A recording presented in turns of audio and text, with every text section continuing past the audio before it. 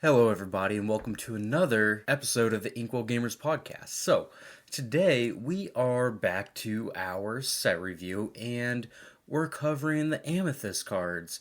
If you want to check out our previous set review covering the Amber cards, that was our last episode, so go ahead and do that. If you are curious as to how we grade our cards or how we review them, you can check our previous episode or our Instagram, and one of the pinned posts is our grading scale. So today we're going to do all the Amethyst cards like I mentioned, except for some of the vanilla cards, just because we don't really need to talk about Bruno. I'm just kidding. that was pretty good. We only need to talk about Olaf analogs, those kinds of things. So let's get right into it. So the first card that we have, Dana, is Belle, Accomplished Mystic. Tell us about Belle. All right, so this is an Inkable 5-drop Floodborn. It is a 4/4, quests for 2, shifts for 3, and has enhanced healing. When you play this character, move up to 3 damage counters from chosen character to chosen opposing character.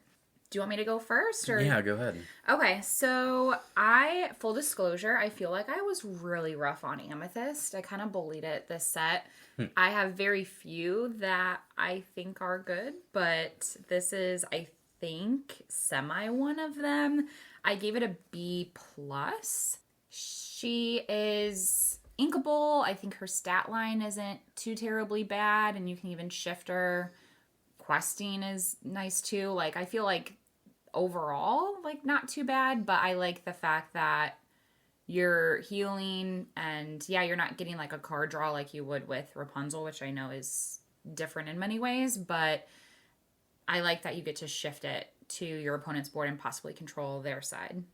Yeah, I'm going to give this one like a C, mainly because I think that if, your opponent's good, they tend to not let you take advantage of cards like Rapunzel, right? Because they will either kill your damaged character or they won't make the trades so that Rapunzel gets all of its value. And sometimes you can't avoid that. Sometimes Rapunzel does. Well, what's to say that this couldn't be paired with Ruby Amethyst and like Mother Gothel? No, it could be. I think the big issue with that is this is more expensive than Rapunzel, and its ability, like, drawing 3 cards is just so much better than, like, maybe banishing a character. Mm-hmm. If you could spread the damage counters out so that you could maybe pick off a couple characters, I think I would like this a little bit more. Well, I would definitely like it more because that'd be better. But I don't think it's as good as just Rapunzel.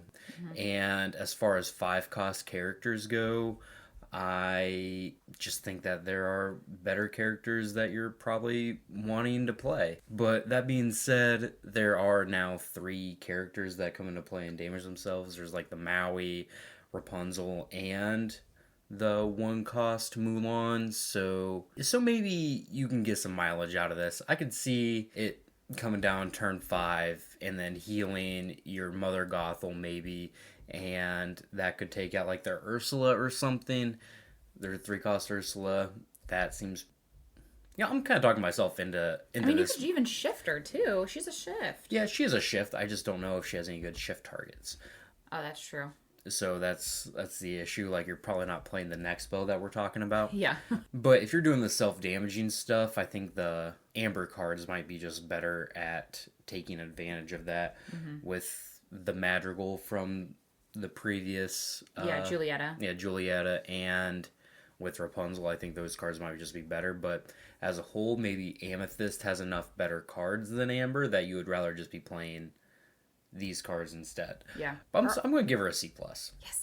Hey, I talked you up to talk me up a little bit. A half grade. That's right. Her art's sick though, which is a shame that she kind of isn't powerful. Mm-hmm. Yeah. So next card. I'm still thinking about this Belle, actually. The more I talk about it in the context of some of the Ruby stuff, the more I like it. Yeah, so maybe a B-. Hey, look at me go!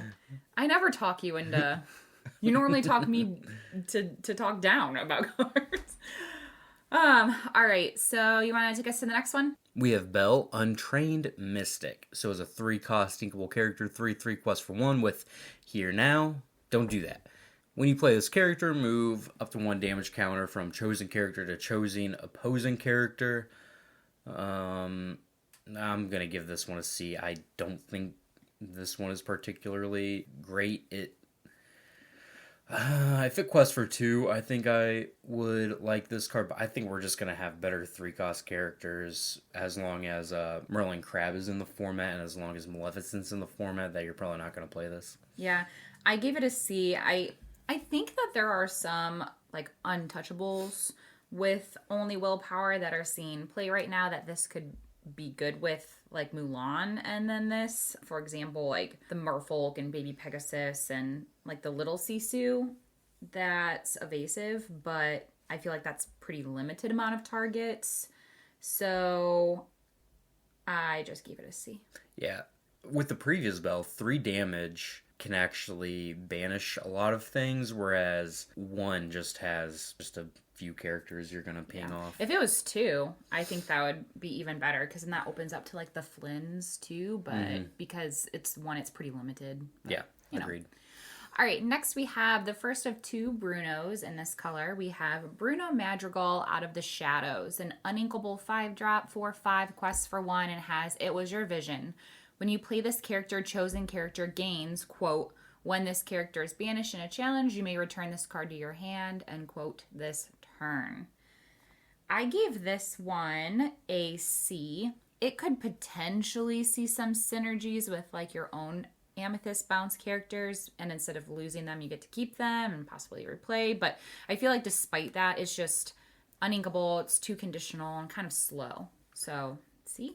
Yeah, I'm going to give it a C as well. Like, I think the ability is pretty good, like, targeting your goat that you have in play. That's what and I was then thinking, too. you get to, like, replay the goat, take out their characters. So, like, the ability I think is pretty powerful, but being uninkable means, like, as we just keep getting more sets and more powerful cards, the amount of 5-cost uninkable cards that you can play just is really diminishing, and I don't think you can play this narrow of a 5-cost uninkable card in most decks. Yeah. I feel like they keep pounding us with uninkable 3s and 5s, and it's just in almost every color, and it's just flooding so much to where those don't really get play, like you said. It sucks. Yeah, there's just such a barrier when it comes to uninkables. You have to be extremely, extremely powerful. And maybe this is one, but I just don't see it yet. Mm-hmm. Yeah, because, I mean, like you said with the goat, I was thinking about that too. And I feel like you're almost getting 1 less lore out of a goat if you were planning on bouncing it anyway, because typically, like, or you get 1 lore when they enter, and then if you quest and then you bounce, you get 2 that turn. Like if you bounce with like a snake or a fox, but like if you use this on the goat and it challenges, you're kind of losing out on your questing with the goat before bouncing. You know what I mean? Yeah, but you get the board advantage, so I don't know if that's too big of a deal. I just think that it is just an unequal 5-drop, and we have a ton of uninkable expensive cards, so it's really hard for those to see play. Yeah. Well, take us through the second Bruno. All right, we have Bruno Madrigal, Undetected Uncle, 4-cost inkable character, evasive, quest for 1. He's a 3/3, and he has, you just have to see it. Name a card, then reveal the top card of your deck. If it's the name card, put that card in your hand and gain 3 lore, otherwise put it on top of your deck. Yeah, I'm going to give this one like a D. If it quests for 2, I'd actually really like this card, because then it would actually pressure some decks, but just being a 3-cost, 3/3 evasive quest for 1 means it's probably just worse than like the Emerald Tinkerbell. Actually, there's just a lot of cards that's probably worse than. And I just don't think its ability is going to trigger that often. Like, obviously, drawing a card and gain 3 lore is really good, but how often are you just going to be able to name the right card? Yeah. I think the evasiveness is the only thing that was preventing me from giving it a D. My immediate thought was that this would be good if you were playing Ursula's Cauldron. And I know that that doesn't get played because it's not efficient enough, but I think the reason why it's not getting a lot of play is because we needed more cards like this. So I think the more cards that we see with this kind of ability, the more we might see Ursula's Cauldron too. But I feel like that's a way that you can guarantee like a for sure hit with his ability. And then being evasive, I think, is nice too. But I don't know. Yeah. Yeah, I think the biggest problem with this is that it is competing for like the same slot as Merlin. Go. Merlin, well, Merlin Rabbit, because that's the one that draws cards that's uninkable. Oh, yeah.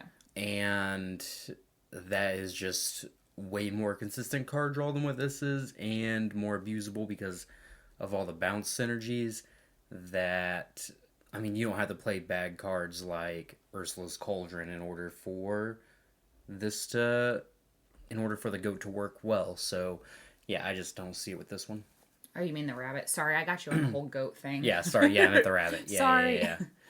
All right, that's fair. Next card we have Camille Madrigal, Prankster.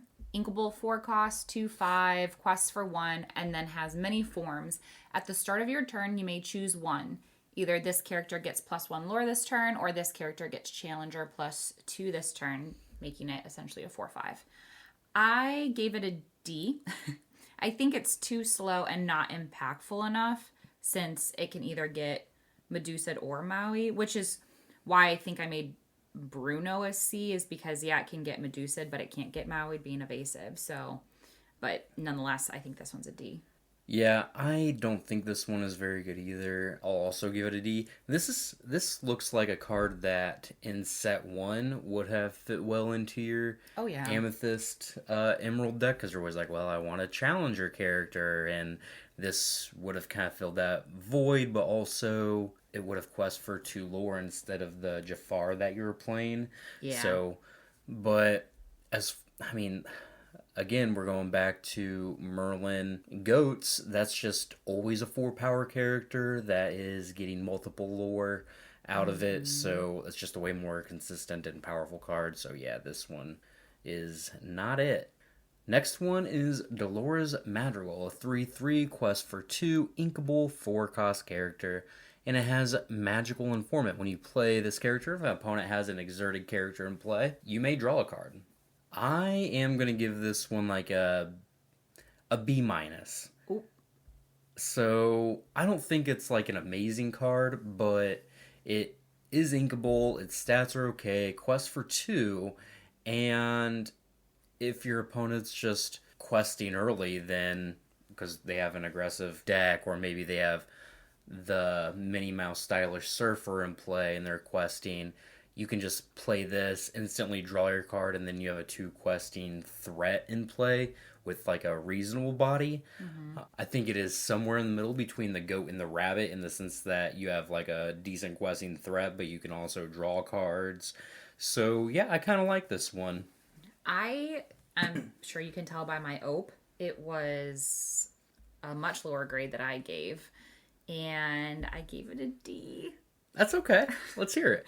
I feel like the fact that the ability only occurs when it's entering play, it's not sufficient enough to get just 1 card draw. Now, I feel like if it, where you can draw 2 cards, or like maybe whenever she quests, if your opponent has an exerted character, it would be better, but it doesn't, so it isn't. I don't know. But now that you describe how it could still be a decent body and threat questing wise, I feel I can see it now, but I didn't at first, so I was like, just 1 card draw for all that doesn't seem that great. I don't know. Yeah, like, it's probably not as good as Rabbit, because Rabbit just draws so many cards when it's entering and leaving play. It might not be as good as Goat, because again, those cards both work really well with a lot of the Amethyst cards. But this is inkable. It does quest for 2, and it can draw cards, so it kind of, I don't know if it will see play because those two cards exist, but I think there is something there because it is inkable. It can just kind of fill the void of either one. If you need, maybe it would probably replace. I don't even know. I'm not sure if it would replace either one currently, but it kind of does both, maybe at a slightly worse rate, but it does do both. So it's kind of interesting. I don't know. Yeah. All right, moving on. We have Elsa Storm Chaser, uninkable 3-drop, 1/4, quests for 1, and has Tempest. You exert it, and chosen character gains Challenger +2 and Rush this turn. I gave it a D. I think it's uninkable, and it's too slow. And that's all I got. Yeah, I'm going to give this one a D as well. If you have this in play, your opponent probably just is not going to play into it. They see it in play. They're like, okay, well, I'm not going to exert my 3/3 and let their Olaf trade into it, right? That doesn't make much sense for them. And it's uninkable. It doesn't have great stats. So, yeah, I don't like this one either. Our next one, we have Flotsam. Ursula's Baby is a 3-cost uninkable 4/2 with Quick Escape. When this character is banished in a challenge, return this card to your hand. And Ominous Pair. Your character's name Jetsam gain. When this character is banished in a challenge, return this card to your hand. This one is just a D to me. Like, it's powerful to have that ability because you get like this reoccurring threat, but it's just a 4/2 that quests for 1, so it's not like the most threatening card. That being said, it having 4 strength means that it can trade with your opponent's cards pretty well, and then you just have like this really slow kind of removal spell. But yeah, it just being uninkable completely makes me not interested in this card. Yeah, I feel like if it was inkable, then this one would definitely see play. But I just gave it a C. I think, like you said, it does have a decent sized body, and it does like what Hey Hey does, but better because it actually can trade into things. But it also doesn't get Medusa'd. However, I think it's just too squishy with the 2 willpower. So like you said, it's pretty much going to come into play, wait a turn, die next turn, and then you might have to play it next turn. And you can't even like have it do that and then ink it or whatever if you decide that you don't need it anymore. So it's kind of slow and not efficient, I think. But all right. Definitely very slow. Yeah. All right, next we have Flotsam and Jetsam, Entangling Eels. They are a Floodborn, inkable 6-drop, 5/5, quests for 2, and then you can shift it by discarding 2 cards. And then you can shift it on either Flotsam or Jetsam, whichever one you have in play. I gave this one a D, but yeah, I gave it a D. I was going to change myself, but I just feel like discarding 2 cards to shift is just not something I would do for a vanilla character that quests for 2. Yeah, I'm going to give this one a D as well. That being said, if they print a 1 or 2 cost Flotsam and Jetsam, I think my grade on this card would end up changing just because you could shift onto it the turn you play it, and then you have like a 5/5 quest for 2 on turn 1 or 2, and that would be really good. Yeah, like I would sacrifice my 2 cards for that. Yeah, that could potentially be really strong. That being said, we only have 3 costs, and giving up your 3-cost play plus 2 cards is probably just not worth it, so it's a D. It's a D. Alright, next we have Isabella Madrigal, Golden Child, 5-cost, inkable, 3/4, quest for 1 with evasive. As ladies first, during your turn, if no other characters have quest this turn, this character gets +3 lore. And leave it to me, when this character quests, your other characters can't quest for the rest of the turn. I'm going to give this one like a C+. I think it is interesting just because it's just like a 5-cost character that can quest for 4. So you can constantly put on the pressure with her and then use your other characters to control the board. That's really interesting to me. But, I mean, if you need like 8 lore this turn and you have this character in play, then you're probably not gonna get there. It's hard to like quest with all your characters when she's in play, so that doesn't really work out too well. Having multiples in play also doesn't really work out very well either, so yeah, it's probably just like a C. I gave it a B minus. I obviously think it's good, like if you don't have any other characters out, or if you're planning on not using all of your characters to quest that turn anyway, and you were planning on making trades, or maybe it's like a card that is kind of static and you don't want to have exerted, like a Prince John or something. You want to try to avoid to exert that, right? But that would be a situation in which I feel like she would be good, but because that's very conditional, I think, I don't know, it's hard because she's evasive too, but then she also will get Medusa, which I know we talked about how it sucks that that's kind of the parameter we use, but that's, like you said, our reality. I'll keep my B minus. Alright, next we have Jetsam Ursula's Baby. Again, 3-cost inkable character, 2/4 with Challenger 2. And Ominous Pair, your character's name Flotsam, gain +2 Challenger, and a quest for 1. So this is kind of like a 3-cost 4/4, which is okay. That being said, I mean, it might have been good enough in set 1, but probably not good enough now, so I'm just going to give it a D. I gave it a D as well. I'm just sad that the eels aren't good, which kind of sucks because they are putting, I could be wrong, but I feel like they've had Flotsam and Jetsam come out with every set so far.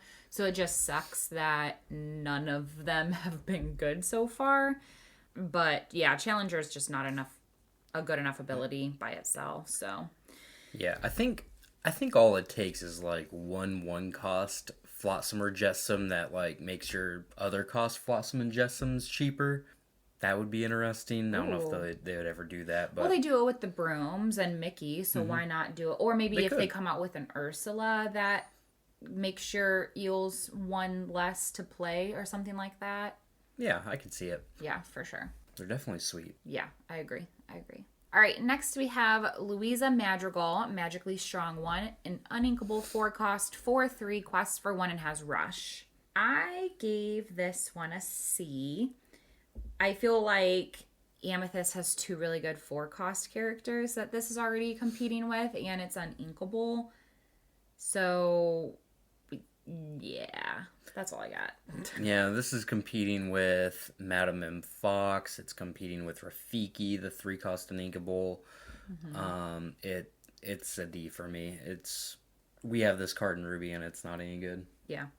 Alright, next we have Magic Broom, Illuminary Keeper, a 1-cost inkable character, a 1/2. Quest for 1 with Nice and Tidy. Whenever you play another character, you may banish this character to draw a card. I'm going to give this one a B. I think it is a perfectly reasonable 1-cost character to put in decks, and if Broom decks are good, then this one is going to be even better. It's a perfect follow-up with Yan Sid, this one on turn 1, Yin Sid on turn 2, so that's really good. And I think it's really powerful for your 1-cost characters to be able to quest and then immediately turn into like a new card with its banish ability. So yeah. I like this one.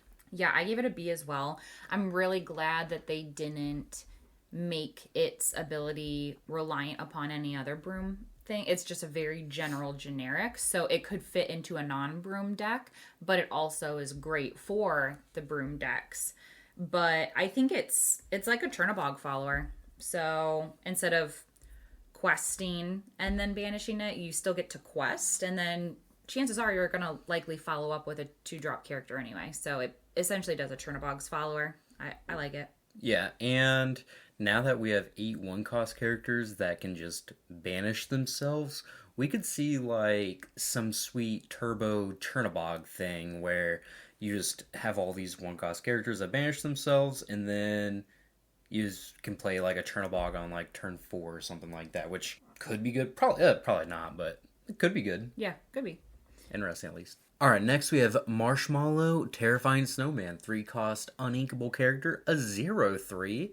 That quest for 1 with Behemoth. This character gets +1 strength for each card in your hand. This one I'm going to give a D. We have an inkable Jafar that costs 4 and quests for 2. in the first set that doesn't really see any play, and that card just seems just 1,000 times better than this one. So I have no reason to believe that this will see any play either. Yeah, I gave it a D2, and my notes say the same thing, similar to Far Keeper of Secrets, and that doesn't see play. So, yeah, simple enough. Moving on. Next, we have Mrs. Potts Enchanted Teapot, inkable 4-drop 3/4 quests for 2, and says when you play this character, if you have a character named Lumiere or Cogsworth in play, you may draw a card.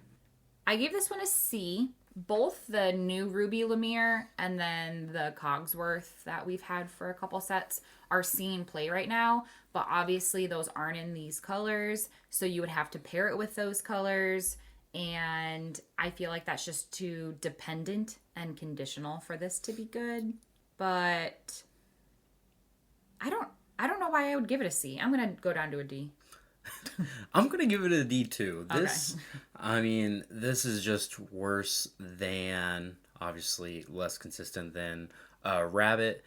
And I think it's just worse than the Magical that we got earlier that was reliant on your opponent having an exerted character to draw a card. So, yeah, I want to give this one a D as well. All right, next we have Peppa Madrigal. 5 cost uninkable, 1/5, quest for 1. I'm already disliking it. It has It Looks Like Rain. When you play this character, you may exert chosen opposing character. That character can't ready at the start of their next turn unless they're at a location. I gave this one a D as well. I don't. If you don't want to just, I mean, do you want to elaborate or no? Unequal 5 cost character with bad stats, doesn't quest for a lot, with a conditional ability, means I'm not going to play it. All right. I was nicer. I gave it a C. Yeah, it's uninkable. It's a little bit more powerful of a Pinocchio talkative puppet, but since they can't ready on their next turn, I feel like that makes it more powerful than that. But you're right. I mean, the stats suck, and I'm sure it's not impactful enough to even matter. Yeah, so. I mean, the thing about Pinocchio is that it costs 2, so it fits really well with your Rafiki on turn 1, and it's really easy to bounce and replay with your Madame Mims. This is just way too expensive. Makes sense. All right, next we have Peter Pan Shadow Finder, 3 cost and inkable Rush, 2/3, quest for 1 with Rush and Evasive. All right. Already said that. Fly, of course, is its ability. Your other characters with Evasive gain Rush. I'm going to give this one a C. I think it's just worse than his Shadow. I think giving your Evasive characters Rush is just not very good because traditionally they don't have great strength because they put so much power into it being evasive. Like, evasive is a really powerful ability, so they don't want to give those characters great stats. So it's not like your evasive characters are challenging really well anyway. So I don't really like that it has that ability. Just doesn't mean that much to me. It only quest for 1. I think a Shadow is just a way better card because it quests for 2, and giving characters like Maui or Madame M. Fox evasive is just way more important and threatening. Well, you changed my opinion. I gave it a B-. I feel like having this would help with like the baby Pegasus and then the smaller Sisu. I feel like the second ability doesn't matter as much though, but I see the application to what you said with like the fox or the snake or whatever. Yeah, I'll stick with B- and we can just move on, I guess. Yeah, like even given that Sisu Rush, like that doesn't really do a whole lot most of the time, right? Like just a 1 strength character. I guess. Yeah, you're right. I know, but it can trade with the Pegasus. I mean, it already kills the Pegasus. You're right. So, I mean, I see what you're saying. It just doesn't seem powerful enough to me. But if they have, like, maybe like a 5/2 evasive character that really benefits from this gaining rush that can take out some characters, this could be played in the future, I think. All right, next we have TikTok. 6 cost uninkable, 4/7 evasive, quest for 1. It's just a D. It's just a D to me. Yep. I gave it a B-. Yeah, it's expensive, but it's inkable. So if you see it early, you can just ink it, and it's not going to be super impactful for losing that in your deck. But I feel like a 7 willpower is quite annoying to deal with as an evasive character because it can't get Along Came Zeused. I just made up that word, but you know what I mean. Yeah, I don't know. So I gave it a B minus. Yeah, I see where you're coming from. I just don't agree with it. Yeah, I mean, I just don't think pure stats are good enough on a 6 cost character. So yeah, I mean, you can I wish it quested for one more. If it quested for 1 or 2 more, then maybe I like that it doesn't die to Zeus, but it just doesn't do enough for me. Yeah, that makes sense. All right, next we have Ursula Mad Sea Witch, a inkable 2-drop, 1/3 with Challenger +2, and it quests for 1. I gave it a B in that it would mainly get played as a shift target for Sea Witch Queen if you were not pairing the Sea Witch Queen that we're about to talk about next in an Emerald deck, because you already have a really good 2-drop Emerald. So and 3-drop. And 3-drop. So, but if you are not pairing Amethyst with Emerald, then it could be the shift target, and it's not too bad. But other than that, I don't know. So just solid B. I gave it a C. I just don't think this stat line is that great anymore. Prince Eric doesn't see a lot of play. Granted, it doesn't have a shift like we're getting ready to talk about, but I think if Ursula Sea Witch Queen sees play, might just be that she's just good enough by herself. Yeah. So let's get into that one. Yeah, shall we? Much more interesting card. 7 cost, inkable Ursula Sea Witch Queen. 4/7, quest for 3 with shift 5. And the 2 abilities it has is Now I Am the Ruler. Whenever this character quests, exert chosen character, and You'll Listen to Me. Other characters can't exert to sing songs. Ooh, there's a lot to think about here. It is pretty well statted.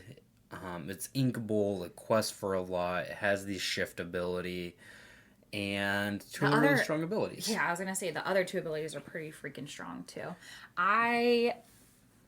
This got played against me this past weekend in a Amethyst Emerald deck, and I did not see it coming. And when it happened, I was like, "Holy shit! How am I gonna deal with that?" You know? Did you win that game?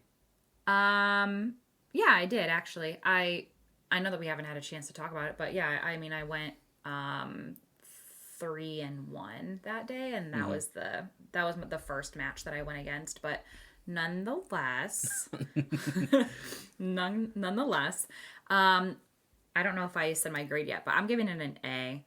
They shifted on top of their Ursula Deceiver. I feel like that's a really good move because after she comes into play and her ability is said and done, she kind of is useless after that. But I think if you keep her around and then shift on top of her, because, all right, sorry, I got a lot of thoughts about this card, so I'm kind of getting scrambled. If you keep her around and you just let her sit there and you're okay with her sitting there, Ursula Deceiver does not pose enough of a threat for your opponents to target her with anything that would be like removal, whether it's like forcing you to exert and then or whatever, because chances are you likely have other characters on board that are bigger threats. Normally, if I have her and Ursula Deceiver on board and I don't have that exerted yet, like they're going to target my Deceiver of All. They're just going to leave this one there.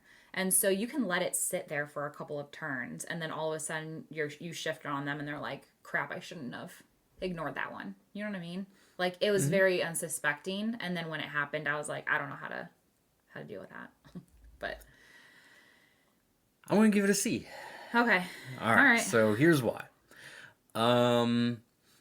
So unless you shift it, like I just don't think a 4/7 quest for 3 with these abilities for 7 cost is generically good enough by itself. So if you're not shifting it, I don't think it's good. And I think what we see with a lot of the shift characters that see play, a lot of them are just, well, for one, they either have a lower shift cost, like Robin Hood, or they're just really good to play the turn that you wouldn't be able to play them without shifting. So Beast, Robin Hood.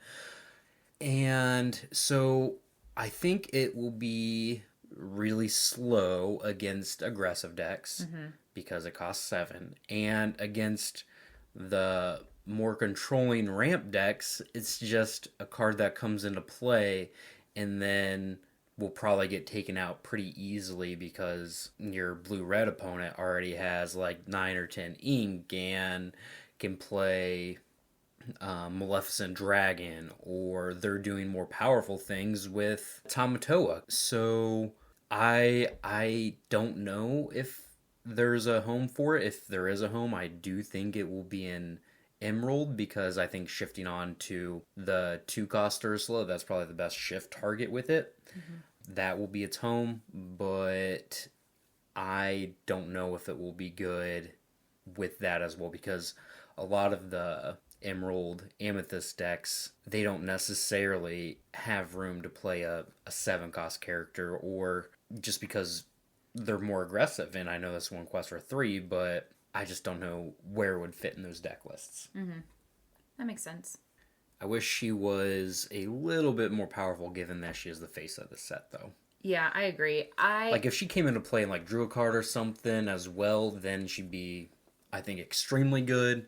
But I think her 2 abilities are just kind of not always relevant, so that makes it hard. I don't know. I can see how those 2 abilities will be relevant. And I feel like, too, that the Emerald Amethyst decks are, like, yeah, they're aggressive, and I feel like they kind of come out of the gate swinging. And then, you know, like, they would play, like, Goat on turn 4, and I feel like once they get past a certain amount of turns, then it's like they're almost reliant upon to try to find the goat. But then the fact that this is questing for 3, I feel like is just kind of like that threat that they might be looking for late game, where it's like, okay, if I draw the goat, I win. If I don't, I don't. But like, if I don't know, if you shift, I agree that just playing her as a straight up 7 is not going to work for that deck. But if you shift her, I think she has more potential to shift on 5. Yeah, if Otherwise, I do agree. Like, if you are, I don't think she's a good standalone card. If you are playing a shifter, particularly onto the 2-cost Ursula, that is Emerald, I do think she will be a lot better. Next, we have another interesting one, Dana. Let's talk about it. Yeah, so we have Yen Sid, Powerful Sorcerer, Inkable 2-drop, 1/3, quests for 1, and has 2 abilities. Timely Intervention. When you play this character, if you have a character named Magic Broom in play, you may draw a card. So like the broom that we were talking about not too long ago. Good follow-up for that. And then Arcane Study. When you have 2 or more broom characters in play, this character gets +2. Obviously, it only will get played in broom decks. But I'm going to grade it in that context, right? So I think that this is going to be the whole broom deck is the first tribal deck that I think we will see more. I know people tried to do the whole pirate thing, didn't really. I think this has the most potential to be one that we will see more because of this set and this card finally getting the puzzle pieces that I think it's been looking for. And I'm not going to lie, like we have a friend at League that absolutely loves the Sorcerer Broom deck. They've been trying to make it work for a while now, and like when this set came out, they proxied it and like was trying it out, and I played against it, and I'm like, dang, this could actually be pretty scary. So I'm not saying that if someone brings this to a huge tournament that it'll like win, but I think it's on track to be a pretty good scary deck. I don't know. So, oh yeah, B+, A-. Yeah, I think Yin Sid is probably the best Amethyst card in the set, so I'm going to give it an A. I don't think you necessarily have to be a dedicated broom deck for it to be good. I think if you have the 1-cost broom and maybe the 2-cost brooms, just so you can consistently get the draw trigger, would you be okay? So let me ask you this though: as I'm reading this, you would be able to draw 2 cards, right? So the 1 cost broom, if you play another character, you get to banish it and draw a card. Mm-hmm. And then this one, if you have it in play, you can draw a card. And according to the rules, when you have triggered abilities, the triggered abilities of the active player go into the bag first, and they get to choose which one resolves first. So theoretically, you could choose to resolve Yen Sid's ability first because it's in play, mm-hmm. and you can draw a card. And then you can choose to resolve the Broom's ability and then banish it because you played a character and then draw a card from that. So you get 2 cards in 1 turn. Yes. Definitely. Yeah, that's pretty freaking good. Yeah, that's definitely cool. I think if you have like 8 brooms, then as long as you're able to consistently trigger the draw card from this, he's really good. It would just be like a better static Cusco in that scenario. And then you also have the upside of actually being able to threaten the opponent with the Arcane Study ability, questing for 3. So I'm really interested in just trying this in like a Ruby Amethyst shell. Maybe just switching around the 1-cost characters so that I am playing the brooms, playing Yen Sid instead of the 2-drop Cusco. Because, I mean, it just works better in those shells when you can bounce Yen Sid and then draw cards. Because Cusco only draws a card when it gets banished. Mm-hmm. So, and like I said, those decks tend to have some of those aggressive draws as well. So the +2 lore generation as well could also be pretty threatening. So I think this is probably the best Amethyst card in the set, and I think it will definitely fit outside of just a dedicated broom deck too. So I'm really excited to try this one. Yeah, and I'm glad we have a play set of it now because we got pulled lucky. enough of it this weekend. So yeah, maybe we'll try it out. All right, next we have Poor Unfortunate Souls, a 2-cost thinkable song. And it has return chosen character, item, or location with cost 2 or less to their player's hand. So it's kind of like a 2-cost singable befuddle that also hits locations. It is probably like a C+. Like you could probably play 1 or 2 of these in your decks if you need some cheap interaction. Yeah. I would have given it a C if it didn't get played against me a couple of times this weekend. So I am going to give it a B-, mm-hmm. because it was just really annoying to set me off tempo. Yeah, it was just like my Flynn and it was really freaking annoying. So I am going to give it a little bit more credit than I thought it originally deserved. So B- for me. I don't know. Yeah, I can see it. All right, next we have Second Star to the Right, an uninkable 10-cost song that you can use the Sing Together ability. So pretty nice there, but chosen player draws 5 cards. Ugh, this one I could not figure out what I wanted to give a grade for. I think drawing 5 seems very powerful. But if it isn't paired with an amber deck with singers, I feel like you're going to have to commit a lot of your characters to just play this song. And I don't know if it's worth it. So I was thinking C+, B-, depending on what color you pair it with. Yeah, I'm going to give it a C. I could see it seen play as like a 1 or 2 of in some decks. I just don't think you can ever put 4 of in a deck. Oh, God, no. 10 costs uninkable.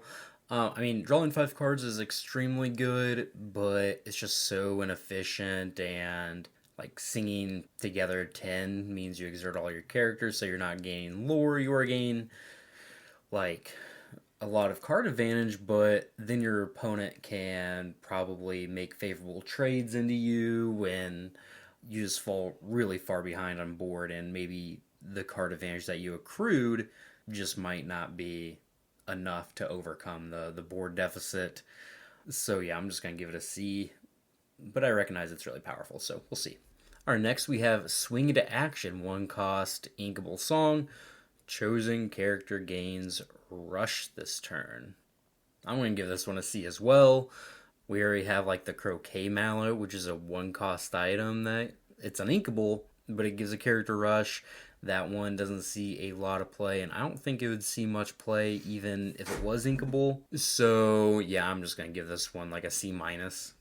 I gave it a C as well. I think what it has going for it is that it's inkable, honestly. But I don't know. I feel like it's very circumstantial and it's not essential enough to need it for the majority of the game. I could see it definitely being useful in the late game. Like if you're to the point where you're like, okay, if I don't deal with characters right now, my opponent's going to win on their turn. So you're like, I have enough ink. I'm going to play this character and then play this and give it rush or something. But like, that's very niche. So, I actually feel weird giving it a C. I'll give it a D. Yeah, I've kind of felt weird giving it a C too, so I'll give it a D. Okay. All right, next we have Ursula's Plan, an uninkable 3-cost action. Each opponent chooses and exerts one of their characters. Those characters can't ready at the start of their next turn.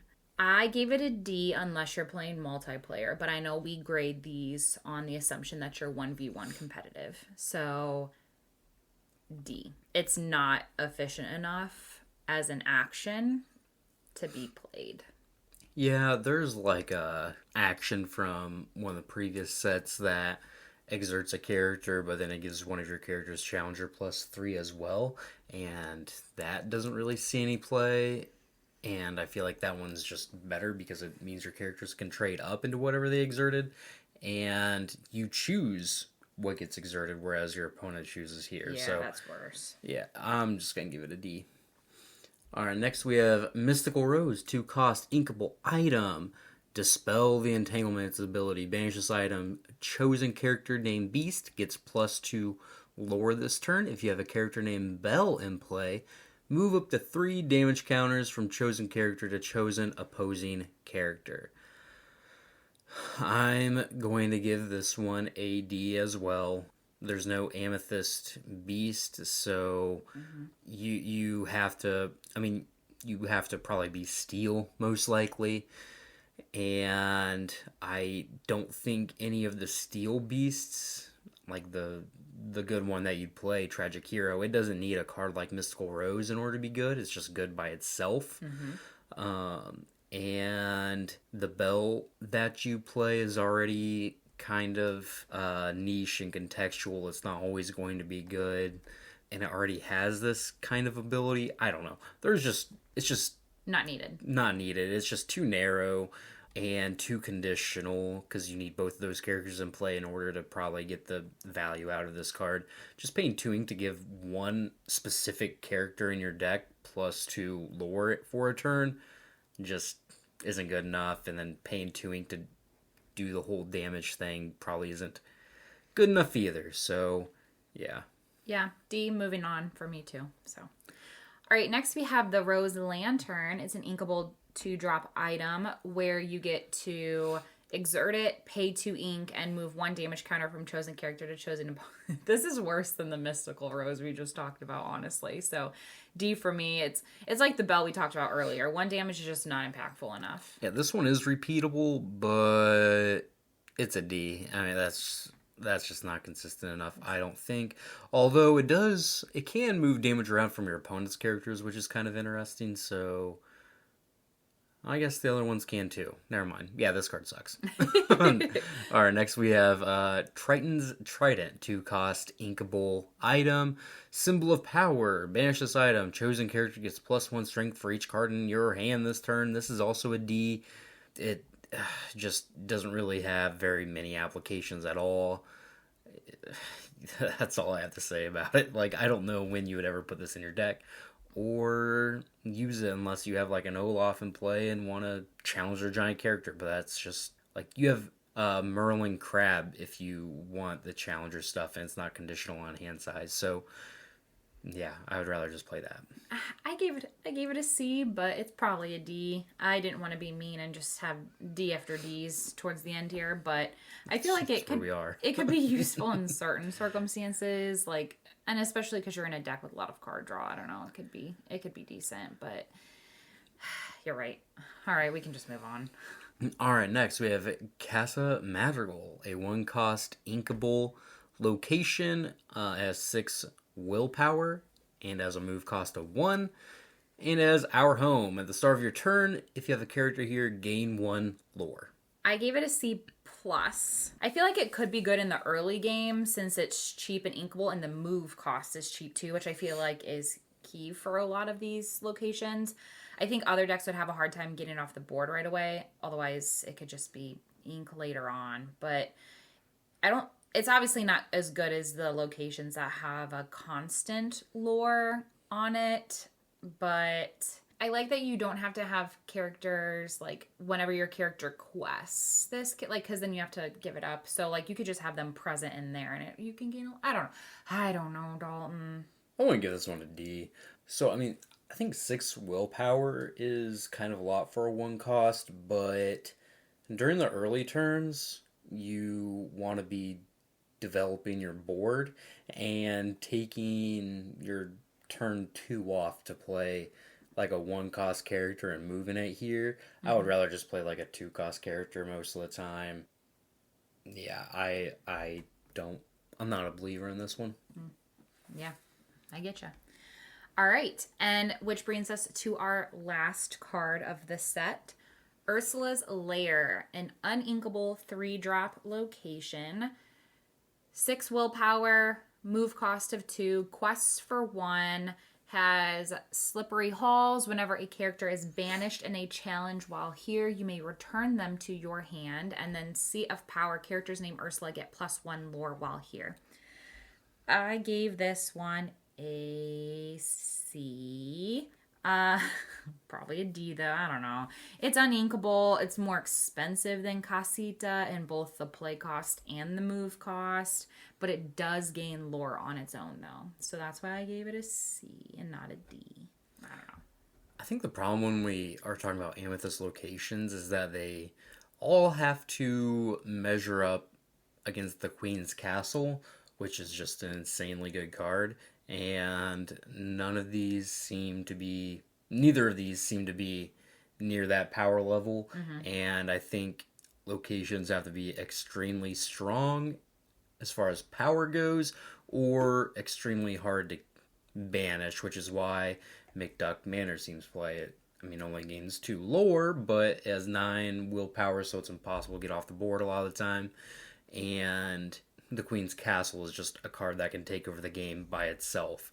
I don't really see it with this one, especially with it being uninkable and having a higher move cost. So yeah, I'm just going to give this one like a C. Yeah. Okay. Well, I feel better now that I know that you didn't give it a D. So, but yeah, I think, wow, we're done. That looks like that's it.